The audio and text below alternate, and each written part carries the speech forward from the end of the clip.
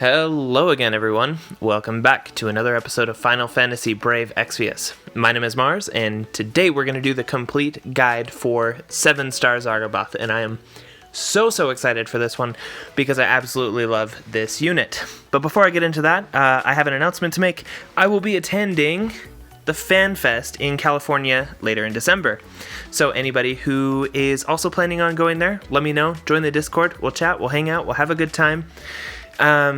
Phoenix and I need a little bit of a vacation. So we're going to take the weekend. We're going to go to California. We're going to enjoy Fan Fest.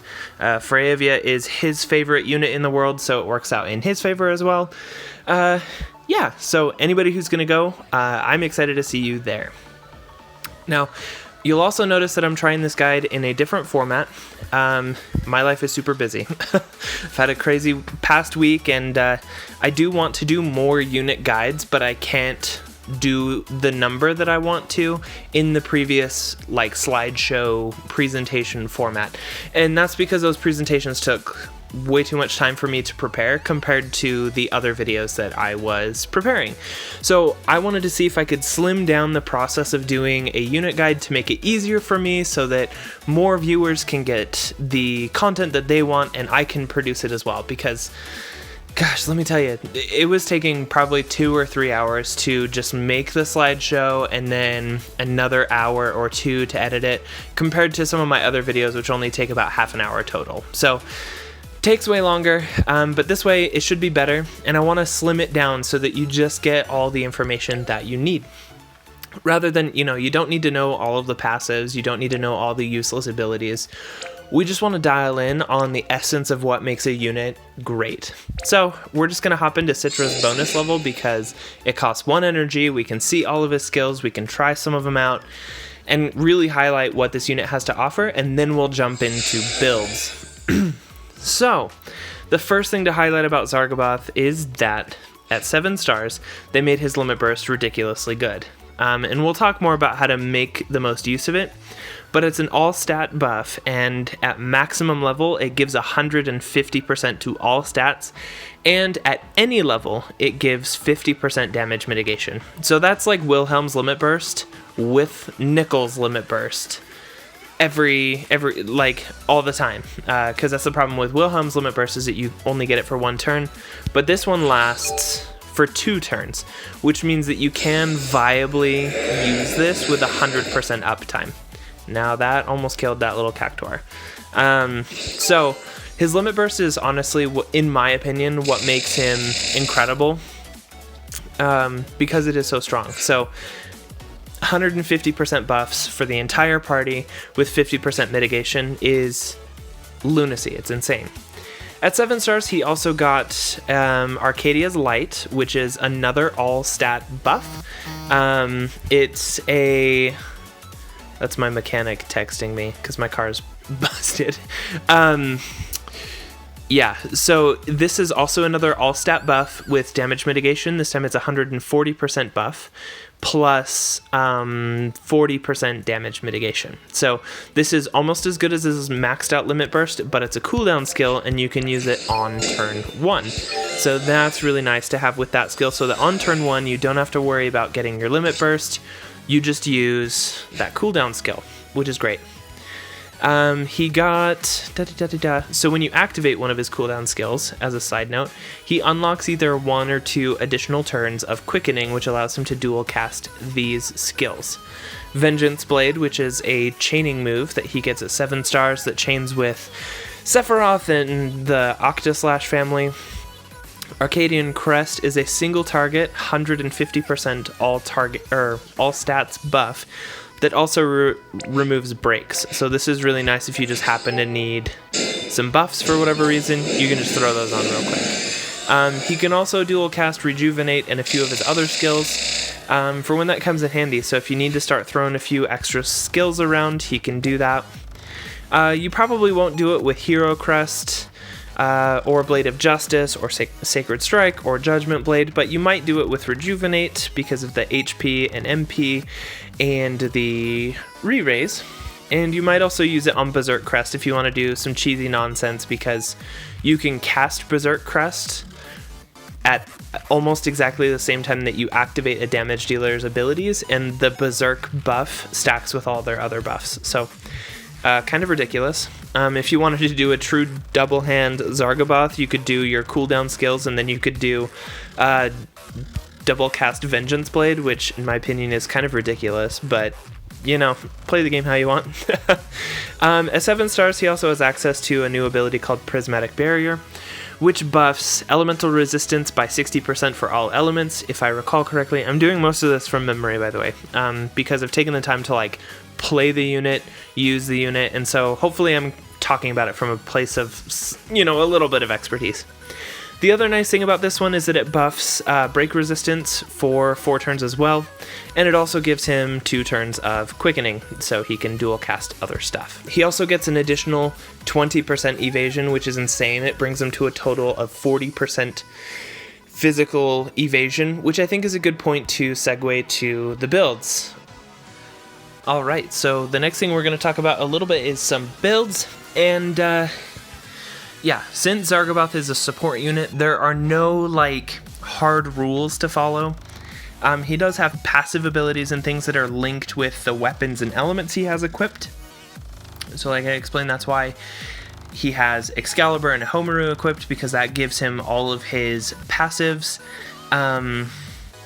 Yeah, always make sure you got that Judge Helm on.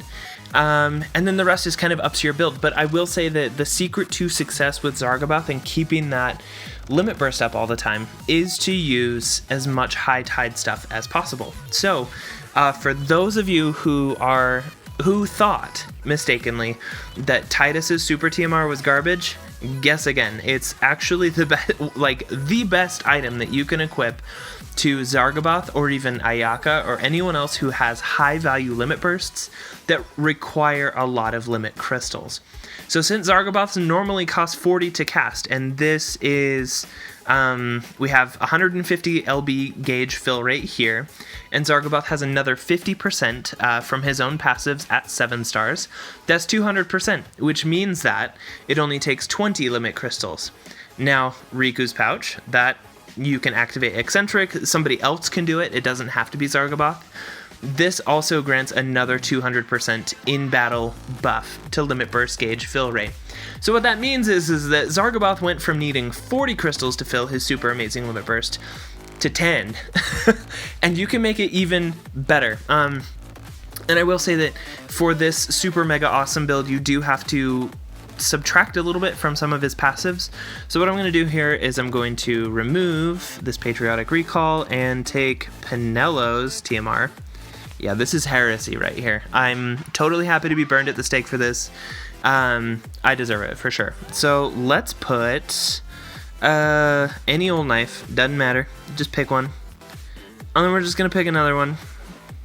Actually, Assassin's Dagger is really good for this.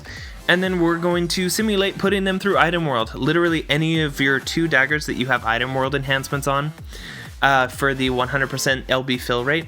This means he has 600% limit burst fill rate when Eccentric is activated. Now you will notice that some of his passives did drop because we're not using the fire or light weapons anymore.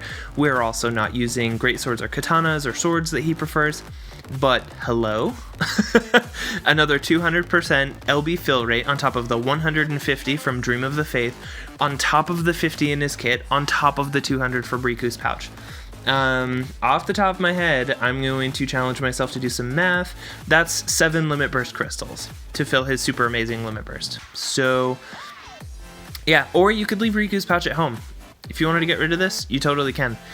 You don't need it. That's another 400%, and that's still 10 limit burst crystals. And you're like, well, that's great. I don't have Dream of the Faith. I don't want to build my Zargabaath exactly like this. Like, I don't have this stuff. That is okay. There is what I consider to be the ultimate and the most bestest Zargabaath budget build. And it looks something like this. And I think I have it right. I think I have just about everything lined up. So this one is built to be your provoke, evade, high tide Zargabaath build. And it's a pretty finicky build in that you don't really have a whole lot of room for adjustment. However, with this build, he does have 100% evasion, as you can see right here. And yeah, you get wing edges with the 100% LB fill rate, which combines with his 50%. Throw eccentrics buff up, and you're looking at, once again, pretty close to 10 limit crystals for his limit burst. Now, the yellow balloon and the Judge Magister's cloak have a special effect on Zargabaath, the cloak does. It increases his target chance, so it's a draw attacks passive, as is the yellow balloon. So you combine those together with Golem's provoke, and he can provoke with a 100% chance of being targeted. Now, with 100% evade, that's great, because then he can be your provoke tank, and then every other turn he can activate his limit burst. As another note, Zargabaath's super TMR is very nice. A lot of people look at it and they're like, oh, this isn't very flashy or interesting, but your tanks will love you for this. 30% HP defense and spirit with 20% resistance to all elements. There is no drawback to that, and you will take that into battle every single time. Like, your magic tank will take this every single time. Even your provoke or your physical tanks will take this every single time. So, with that said, there's no reason to keep 4 or 2 Zargabaaths. Fuse them all together, get that super TMR. So that's been the gist of the Zargabaath complete guide. I know this format was a little bit different, it was a little bit new, and hopefully you guys like it, because this enables me to do more of these. The prep time for me was a lot lower, which is great. That's what I really need if I want to make a lot of these. So hopefully you like it. Hopefully you love Zargabaath as much as I do. I know he's my all-time favorite right now. Absolute great investment. As a final word towards Zargabaath, I think I'll speak a little bit to, like, is he worth using a unit of choice to get on? And I would say the answer is dependent on what units you have, and that's always going to be the answer. I don't know your roster, I don't know what units you have. Maybe you already have support units like CG Nickel, or maybe you have, bards who can get you by. There's all sorts of things like that. But if you don't have a support unit and you want what is the best one in the game, and that is going to be future-proof for quite a while, Zargabaath is a very good investment. So if you have to, for me personally, if I had to choose between unit of choice on Zargabaath or Nickel, I would choose Zargabaath every day, because I prefer the support kit that he brings, but everybody has their own preferences. Honestly, between units like Nickel, Zargabaath, Roy, whoever else you want to compare, they get the job done. Now, down the line, I believe it's within the next month or two, we're going to get Eurisha, who is kind of the Nickel killer as far as the support category goes, and that's simply if you're only looking at the buffing percentage. She gets a very strong limit burst that buffs all stats by 180%, which makes it the strongest, buffing stats that somebody can apply to a whole party in the game, on top of throwing in things like barriers and stuff, which is very strong. So she's very good. But honestly, I value the 50% mitigation that Zargabaath's kit provides more than the bubbles. Yeah, because even Nickel, the best mitigation he can do is 30%. The extra 20% for a total of 50% from Zargabaath's kit is so good. It's so good. It'll make your party pretty much indestructible. So that's just my take. Personally, I'm going to be using Zargabaath as much as possible. When Nickel's 7-star comes around, I might level him. I might completely ignore him, because I'm at the point where this unit is good enough for anybody, and for any situation. So the whole trick that people will be saying is, how do you get that limit burst up? How do you get that limit burst going? And that's the trick. Get as much high tide on him as you can. There's a lot of sources. You can use Equip Fists and do Ion Arm. I believe there's an equipment. Gosh, my equipment is turned into a little library. But Mog Wisdom. That's what it is. This guy I think is 50%. But it was free from a raid, so if you have it lying around, throw them on there. There is not a cap on the amount of high tide passive percentage that you can have equipped. So if you can do, Titus's TMR, or his STMR rather, if you can do that, and you can do, 2 high tide daggers and Mog Wisdom and as many other things as you can come up with, that's just going to make Zargabaath's limit burst so much easier to obtain. And since he counters damage and many tanks counter damage by auto attacking in return, that's a great way for you to really Keep that limit burst up every 2 turns, and it is so worth it. So, without further ado, that brings our unit review for 7-star Zargabaath to a close. Did you like this format? Please let me know in the comments, and I will see you guys in the next one.